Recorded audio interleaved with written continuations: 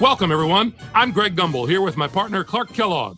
Just ahead on College Hoops Tonight, brought to you by State Farm, the #1 auto insurer. We'll recap the biggest games of the week, as well as give you a preview of some of the huge matchups coming up around the nation in the next few days. But we begin with a special player who was an easy choice as our player of the week in college basketball. Singleton had one of the best weeks we've seen out of a big man in quite some time. He was sensational this week, not just compared to other centers, but to any other player in the country.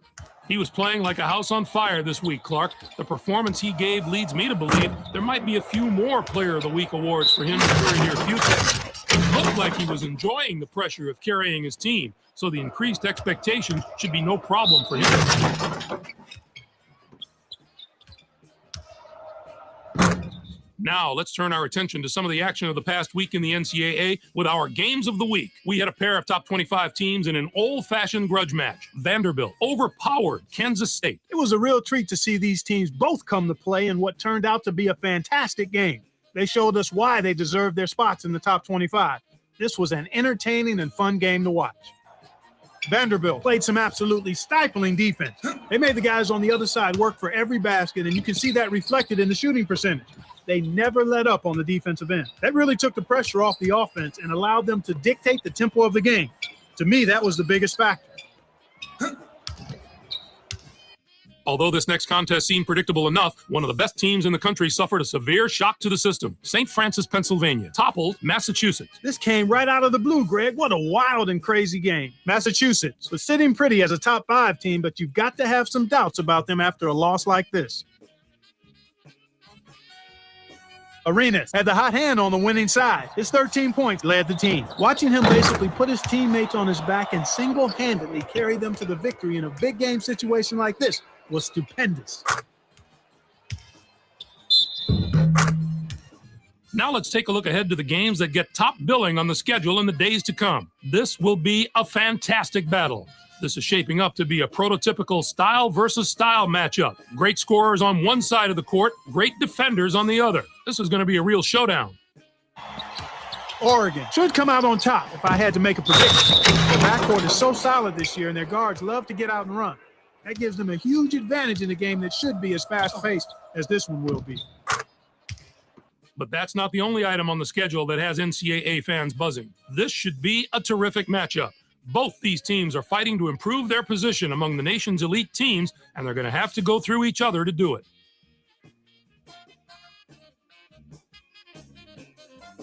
Arizona plays a brand of defense that should make the difference in this game.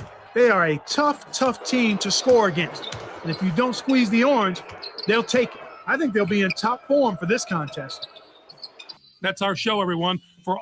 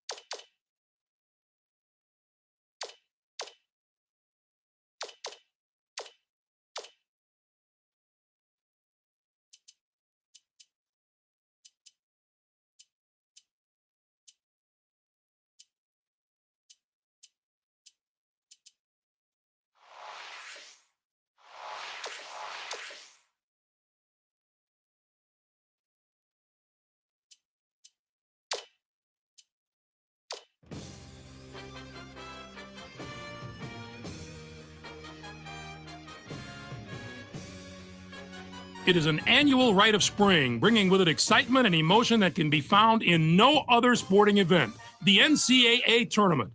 Your wait is finally over, the brackets are ready, and the drama of March Madness is about to begin. Hello, everyone. I'm Greg Gumbel, and this is the NCAA Championship Basketball Selection Show, brought to you by State Farm, the #1 auto insurer.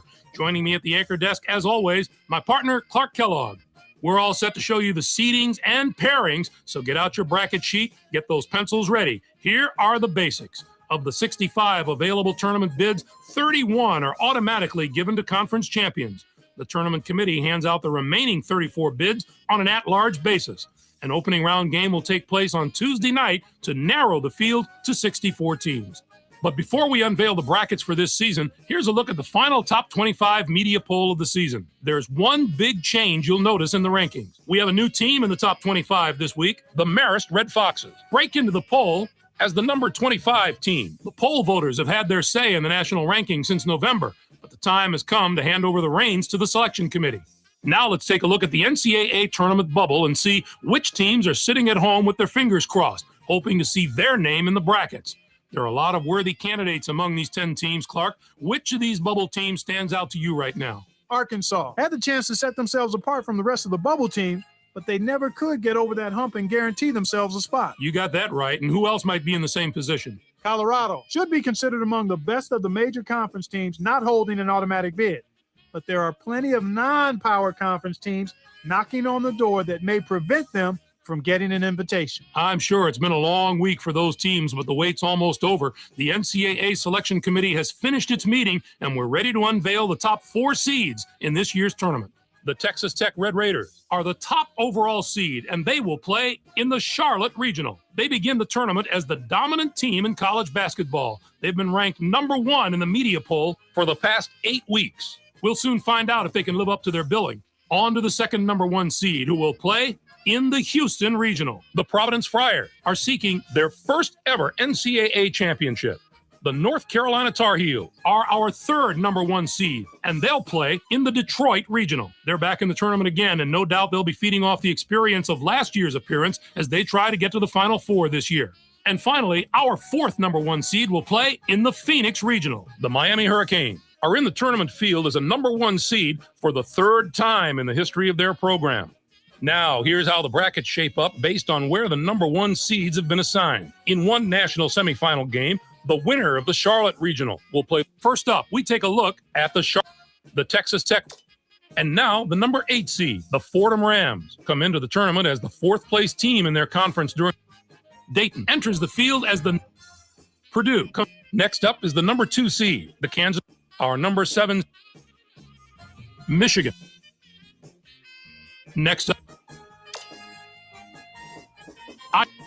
you see, our #2 seed is from the Mountain West Conference. The Horned Frogs of TCU are on a hot streak, having just won their conference tournament championship. They're going to play the #15 seed, the Cougars of the College of Charleston, who came in first in their conference tournament, finishing at 18-13. Next up is the #7. And now this bracket has on to the North Carolina. Our #8 seed is from the Big Ten. The Ohio State Buckeyes were rewarded for their outstanding play this season with an at-large bid and a ticket to the Big Dance. They're going to play the #9 seed, the Northwestern Wildcats, who were 6th in their conference. Georgia, West Virginia, and now the number. Looking into the future a little bit, this bracket and finally, the Miami Hurricanes. Next up is the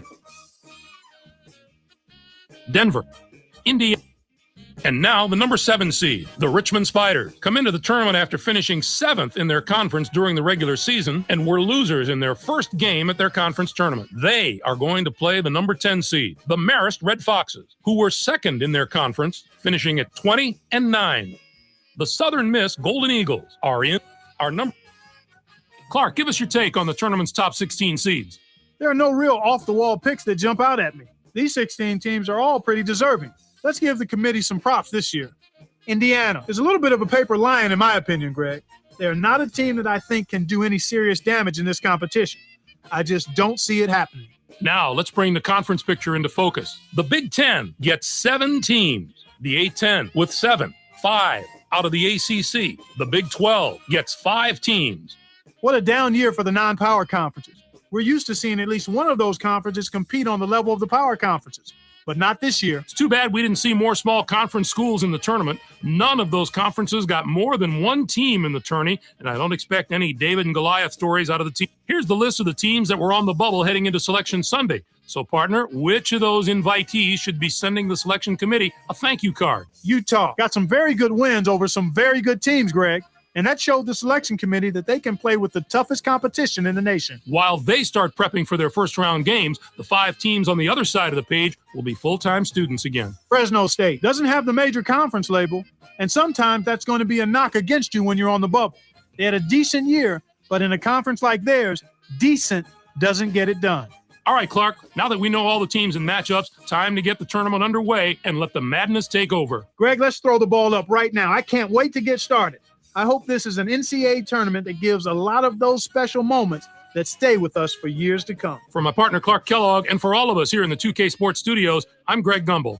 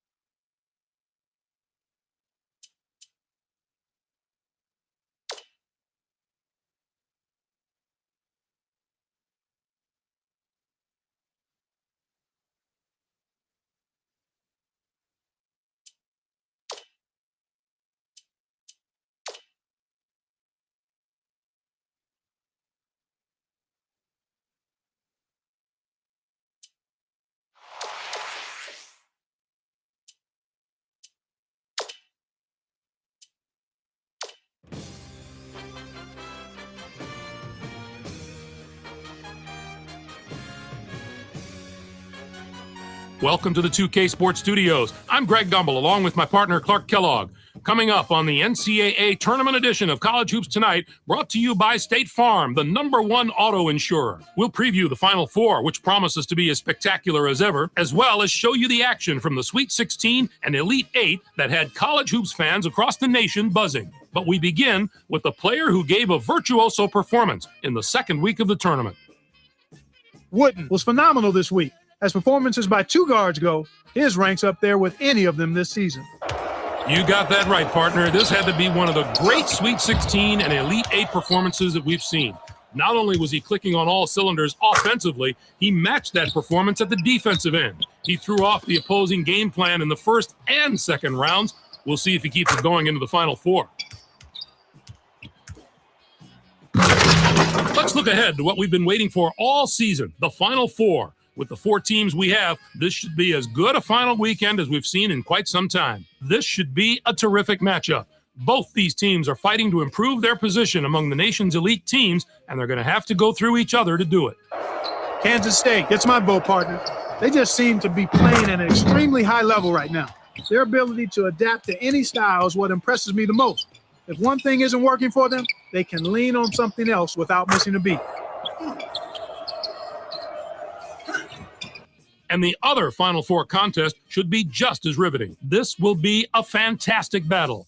This is shaping up to be a prototypical style versus style matchup. Great scorers on one side of the court, great defenders on the other. This is going to be a real showdown. North Carolina has the best chance to win this game, but it's obviously an extremely close matchup. I just like the way they've been playing in pressure situations lately, so they should be able to handle the big game atmosphere a little better. Clark, the past weekend provided some incredible drama, so let's take a look at some of the most exciting contests from the Sweet 16 and Elite 8. Our first game was an excellent Sweet 16 matchup. Providence beat Hawaii. I know it was a Sweet 16 game, but this one was especially sweet. Both of these teams can pressure you defensively, and it was just a matter of which team and which players